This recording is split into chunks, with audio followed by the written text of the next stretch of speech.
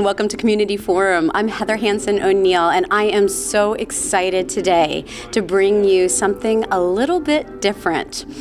For some of you who have been watching for some time now, you know about my dance background, but if this is the first time you're watching the show, I'll let you know that my first love has been dance since I was just a little girl. I danced professionally for many years before being injured, and I realized after several years of stopping dance because of the injury and how depressing it was, that you still need to incorporate that love, that passion into your life on a regular basis. Now, for me, it's dance. For you, it might be something else. But whatever it is, that thing, that activity, that action, that thought process, the thing that you bring into your life that brings you up, that lifts you, I encourage you to hold on to it as long as you possibly can.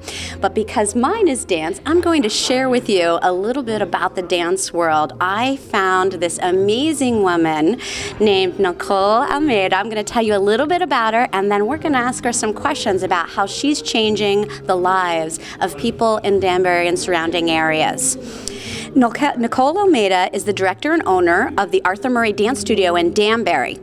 It's in Connecticut. She's the second-generation owner of this studio, which was originally opened by her parents in 1979. Dancing has always been a part of her life, not only growing up in the studio, but dancing tap, jazz, and ballet for 11 years. She feels honored and blessed to be carrying on the legacy her parents worked so hard to build. There's so much that she's done, so many different competitions and instructing and all of that, but we're going to find out more about that in the conversation with her.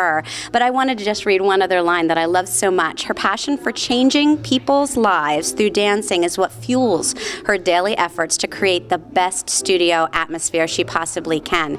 And I know firsthand because I take lessons here now too. So, welcome, Nicole. I'm so excited to have you here. So, I'd like you to tell just a little bit more about what it was like growing up in the dance world. It's hard to compare because it's all I knew, but it was really exciting. My parents had a huge studio and a lot of students, and they used to take busloads of people to different competitions in Newport, Rhode Island and Atlantic City. And my sister and I just were always in the studio. We were studio kids, and that's all I knew. I was probably a little bit too old for my age, always being around adults, but it was so cool. And they, they really worked hard, and they had a great following of people. So it was a great childhood to have, that's for sure. Wow, that's incredible. So now, when did you take over the studio? How old were you? I was 24 when I took over. Yeah. Very cool. Now, did they stay with you for a while and continue it together, or did you just take it over from them? Well, my parents split up in the late 80s. And my dad moved out to Arizona and still, now to this day, owns a studio in Scottsdale, in Arthur Murray, actually. My mom kept this studio, and she had a partner in 2007, and then I became her partner's partner in 2008. But she still continues to consult me and help me out, and so I don't think she'll ever fully leave the business. It's hard not to. Dancing is a wonderful thing, as we know. Exactly. I mean, that's exactly what we're talking about. It's so important to hold on to that, right? Absolutely. So now you grew up doing a lot of ballet and jazz and tap, yes. And then this is Arthur Murray is predominantly ballroom, obviously. What do you think about the transition of that? Well, there was a tap, jazz, and ballet studio behind where the studio used to be.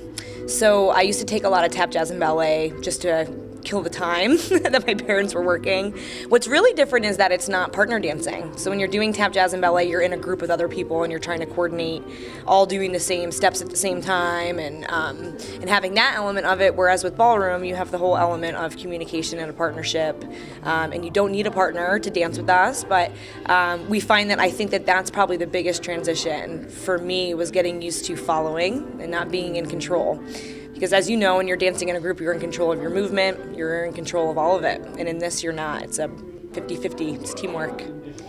Yeah, I do have to say that because I come from the dance background where I was either a soloist or in a group, and then when I first started lessons, Andy, who is my instructor, and you will meet him soon, he had to remind me periodically to stop trying to lead and to listen. So it's also about communication, which is perfect for what the other part of what I do is communication. That is true. That is very true. And it's all nonverbal, which I think the majority of the way we communicate is nonverbal, but we don't focus on that a lot. So it really puts you in tune with just feeling what someone's body is telling you, as opposed to trying to think about what they're going to do, which is what a lot of people find is the most difficult.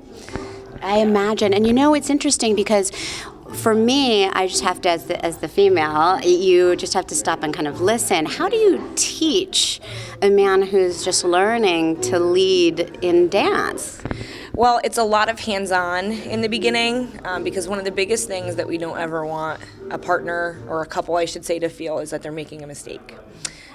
So we are really hands-on with especially the male in the beginning as the instructors. I would say the first 4 or 5 lessons we're moving through them. So the instructor will literally be holding onto their shoulder and their forearm and moving them around, because it's all associated with feeling in the beginning. And if they can't feel what they want to be able to communicate eventually, it's really hard to logically process that and logically teach that to someone. And then a lot of it is helping the couple, or if it's just one person working with a teacher, communicate, I'm feeling this, or I'm not feeling that, or that's a great lead, or, I'm having a hard time keeping up my frame, or whatever it is. So I think it's a learning process for everyone involved, whether it's a couple or just someone coming in with a teacher. You know what? That's interesting. I wonder, do you have any stories about how incorporating partner dance into a relationship, does it seem to make them come closer together, so foster a bonding and increased communication? Absolutely. I think that a lot of times when couples, we'll use that example, married couples or even couples that are in a relationship come in, they're finding that there's something that could possibly help reignite some fun or some, just some connection with each other. So we do find that. We find that, when they have to start really just listening to each other's bodies and not focusing so much about the speaking element of it, one person always finds that it's really hard to lose control, which is usually the follower, and we understand that.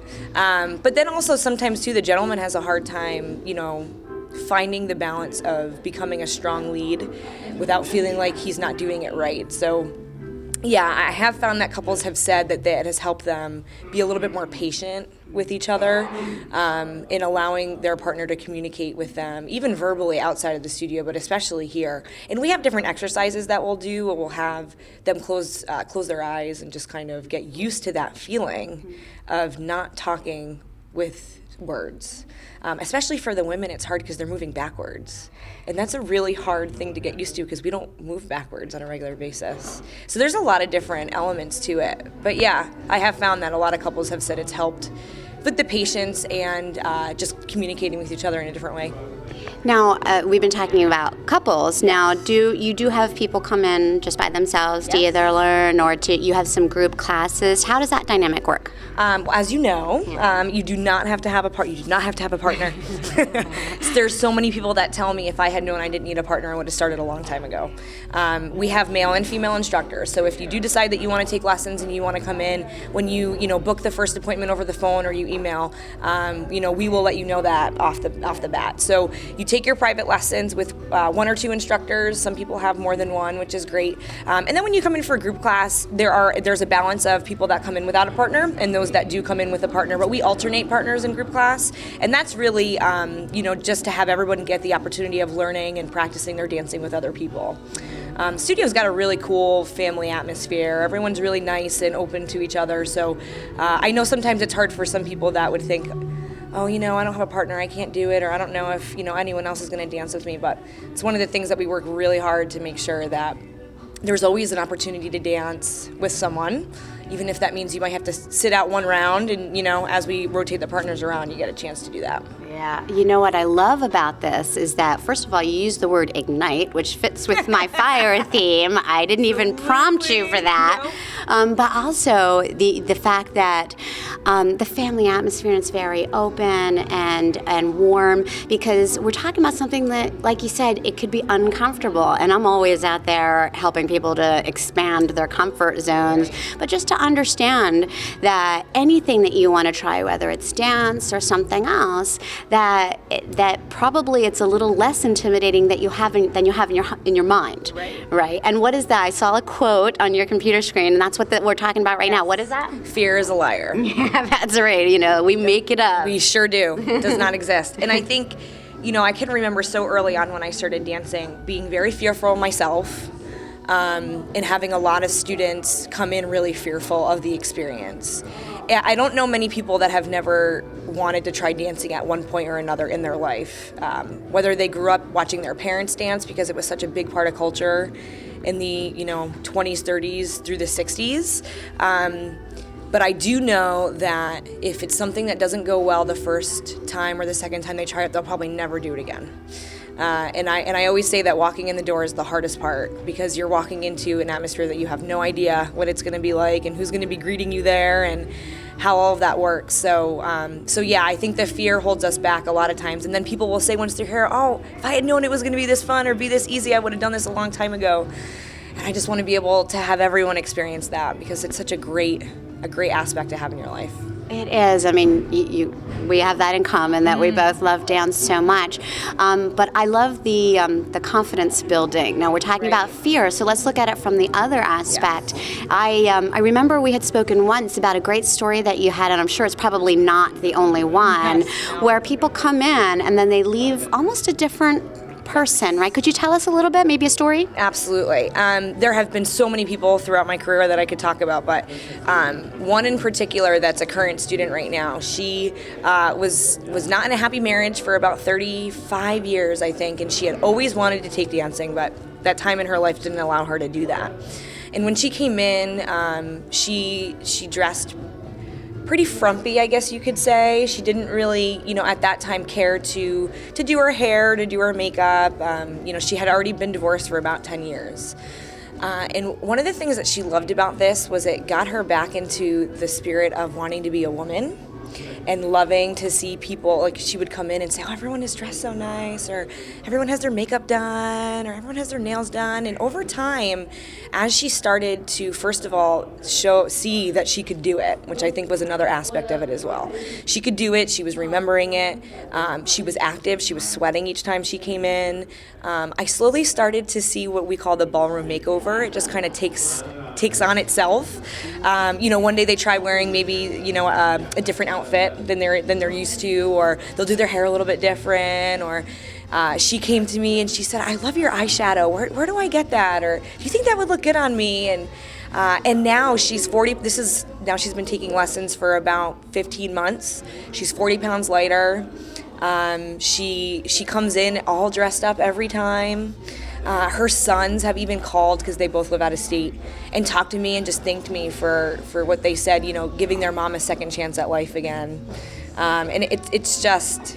And you had mentioned, too, that it actually extended into other parts of her life, right? Because that confidence that she got here. Yes. Did she mention any of that to you? She did. So she does own 2 businesses, and she had owned those businesses for about 3 years before she came in. But she had told me that her performance level at work even increased, that her energy of just being able to get more done during the day. She left work and came here feeling like she finally had something to do for herself, and it just fueled her, ignited, I guess you could say, to even try other things in her life. But just, she went on a plane for the first time in 20 years. She hadn't done that. She went to Macy's and bought one of the nicest dresses that she had ever seen, and felt good about putting it on, and allowed herself to have that moment for one of the events that we were having. But yeah, she said it really did, and it has. Her businesses have grown tremendously. You know what, I really want to point that out, because a lot of times people say things like, I don't have time to add that in. But what happens when you do something like dance or some type of exercise or something in your life that makes you joyful, it increases your energy and you're more productive at work, therefore making your time management so much better that it takes back far more time than the hour that you spend Absolutely. dancing or whatever it is that you do. And I think that is so very important for people who, I talk about, it's just another excuse, right? Because we can come up with excuses all day long, but there's always the other side of it. And so to take that leap, the things that you can get from it, it's extraordinary. Absolutely. Now, we're going to, in a few minutes, we're going to have Andy come and show me a few moves. Yes. So we're going to talk a little bit more about him then, but how is it working with some of your instructors?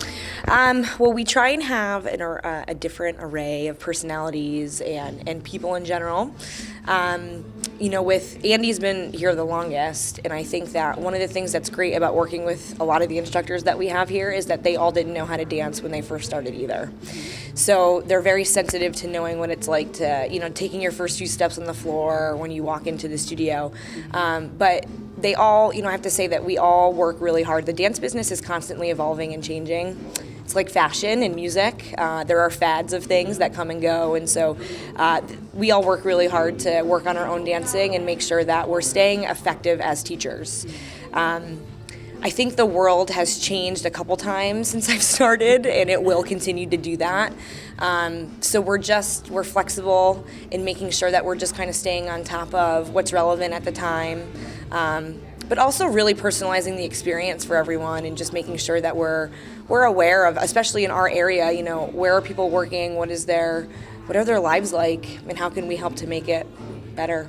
Yeah, that was one of the things that really was different for me, because coming from a background of dancing in classes where you have a set time that the class is, and if your schedule doesn't fit for that time, then you can't take it. Right. But with private lessons, then there's more flexibility and you can work around it and you have no more excuses. I love that. I think the time aspect is something that we've all worked really hard in making sure that we can be as flexible as possible, because there's not one person I don't know that has a lot of time.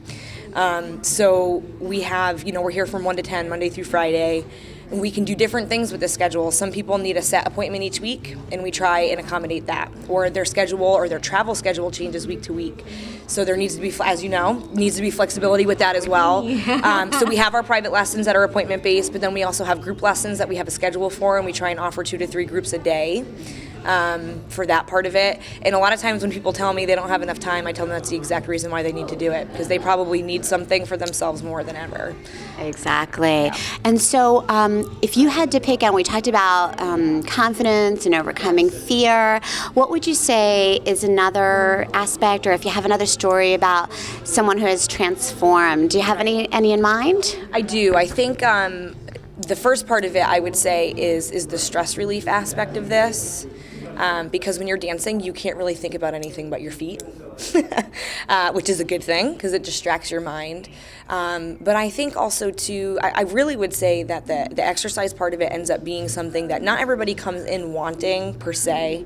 They don't come in and say, I need to exercise. But it ends up being one of those things that each time you come in, you're sweating, or you start to lose inches in certain places, and you're like, okay, well, this is just another great added benefit of that part of it. I would say the story that I would share is we have a student that's 91 that takes lessons with us, and she started taking lessons in her late 70s with her now late husband. And I can remember when her husband passed away, this is about 4 years ago, maybe about a week after all the arrangements and everything had been done. My mom at the time was still running the studio, and she said, we should call her and see how she's doing, and just tell her to come in for a group class and see, and see how she's doing. And so we did, and a week later she started coming back in for group classes again. And Thelma still drives herself here. She still can remember steps that her and her husband used to do from 15 years ago. And so I think with the exercise part of it, it mentally keeps you strong and keeps you alive in that sense, because you have the physiological piece of having to learn a pattern and recall it, but then you have the physical part of actually doing it, and then emotionally too, it makes you feel really good. So I think that she, to see a 91-year-old woman drive herself to the studio 3 or 4 nights a week, and she she's smart as a whip. She amazes me. I don't know too many 91-year-old people that are doing what she's doing on a regular basis. I think that is phenomenal. And you know what you're talking about is so important because it's all aspects of your life, right? And they say that with making sure that your memory's intact and that you're keeping with it is things like puzzles and things. Yeah. Really, dance, it's a part of the puzzle. Like you really have to think as well as move your body in so many different ways. Yeah. You're right. That's really awesome. I don't want to quote any studies off the top of my head because I don't have any of them 100% memorized, but you can look up the benefits of ballroom dancing, and they have used examples like you said, crossword puzzles, reading, tennis, swimming, and all across the board, mentally and physically, ballroom dancing is one of the top things that people can do to reduce the risk of dementia and Alzheimer's, because there is a lot of thinking that you have to do. And sometimes with her too, we'll just do exercises on walking and taking longer strides, balance. All the things that she finds as she's getting older can be a little bit more difficult. I think that's wonderful, and it's so personalized because you're doing something different with her than you would with someone else.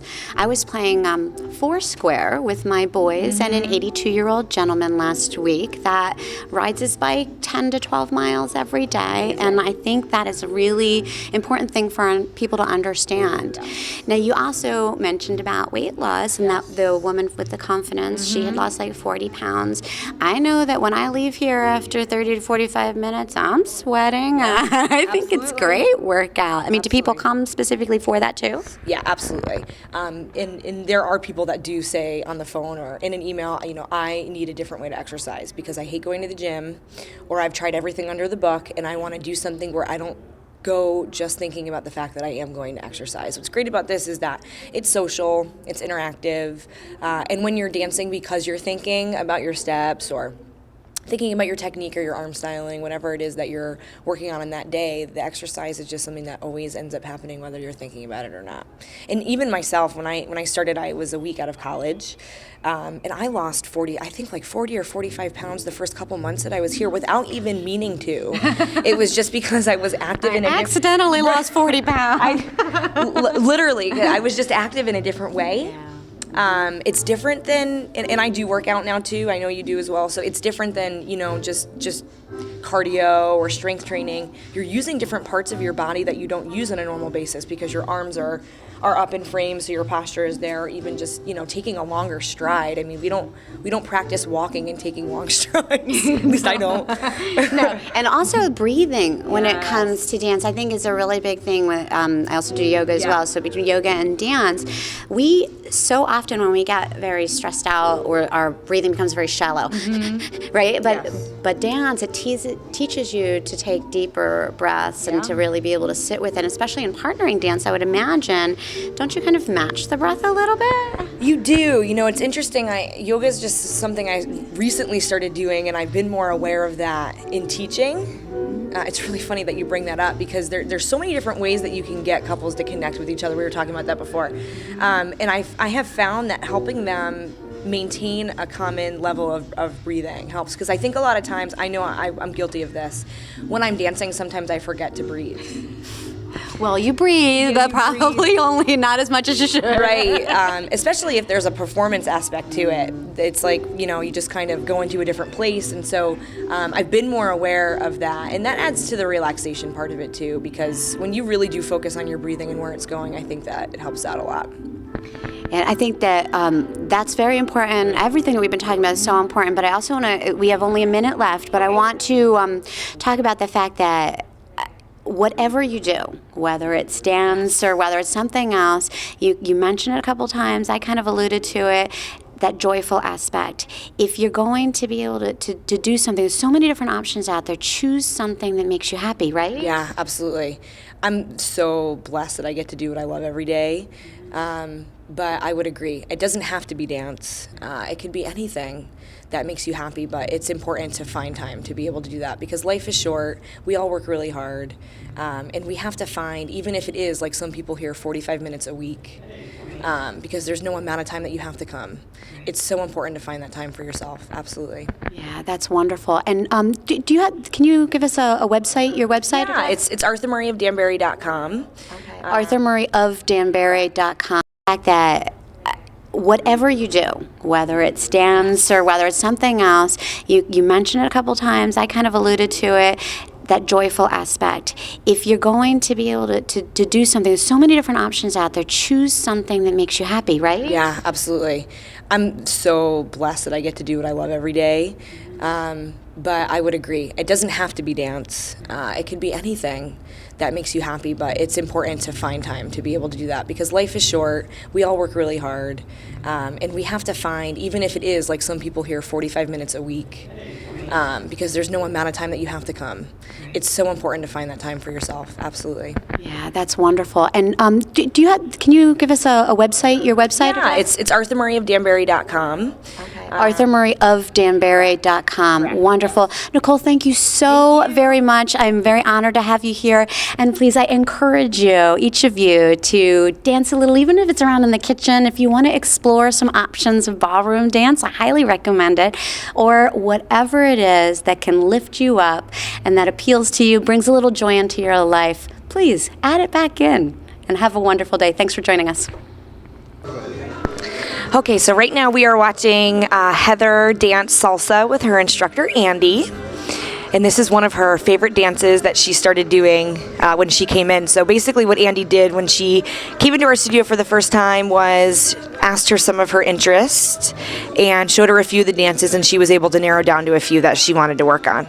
So right now they're doing just some basic salsa moves. And Andy is one of our full-time teachers. He has been with us, it'll be 4 years in October. He started working at an Arthur Murray in Manchester, New Hampshire, and transferred to Connecticut for a job opportunity with us.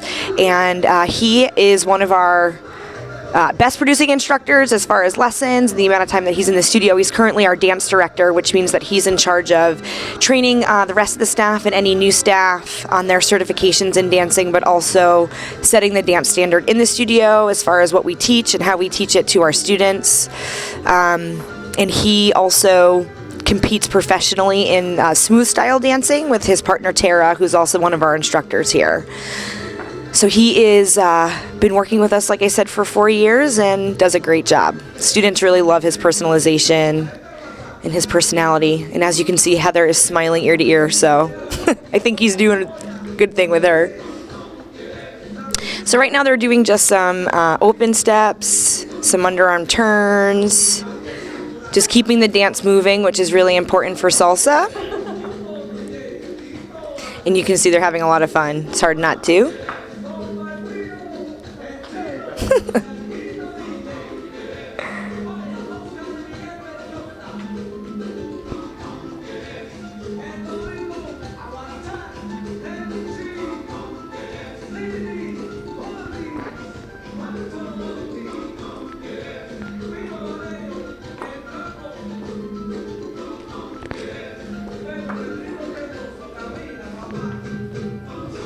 And salsa is a very popular Latin dance right now, especially in the greater Danbury area, Norwalk, Stamford, even in Hartford area, New York City. There's a lot of Latin and salsa clubs that people will talk about going to or see people dancing. It can be danced in a frame like they're doing right now, or in a two-hand hold. A lot of opening positions.